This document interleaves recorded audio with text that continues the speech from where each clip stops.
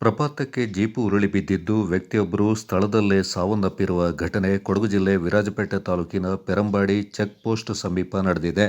ಬಾಲಕೃಷ್ಣ ಎಂಬುವರು ಮೃತ ದುರ್ದೈವಿಯಾಗಿದ್ದಾರೆ.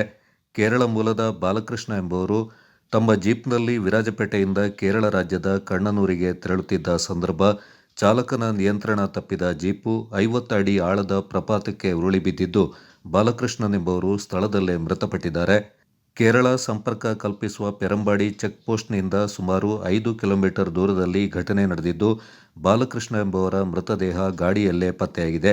ವಿರಾಜಪೇಟೆಯಿಂದ ಕೇರಳಕ್ಕೆ ಹೊರಟ ಬಾಲಕೃಷ್ಣ ಮನೆಗೆ ಬಾರದ ಹಿನ್ನೆಲೆ ಅನುಮಾನಗೊಂಡ ಕುಟುಂಬಸ್ಥರು ವಿರಾಜಪೇಟೆ ಪೊಲೀಸ್ ಠಾಣೆಯಲ್ಲಿ ಮಿಸ್ಸಿಂಗ್ ಕಂಪ್ಲೇಂಟ್ ಅನ್ನು ದಾಖಲಿಸಿದ್ರು. ಸ್ಥಳಕ್ಕೆ ವಿರಾಜಪೇಟೆ ಪೊಲೀಸರು ಭೇಟಿ ನೀಡಿದ್ದು ಮೃತದೇಹವನ್ನು ಹೊರತೆಗೆದಿದ್ದು ಮರಣೋತ್ತರ ಪರೀಕ್ಷೆಗಾಗಿ ವಿರಾಜಪೇಟೆ ಆಸ್ಪತ್ರೆಗೆ ರವಾನಿಸಲಾಗಿದ್ದು ಮುಂದಿನ ಕ್ರಮ ಕೈಗೊಳ್ಳಲಾಗಿದೆ.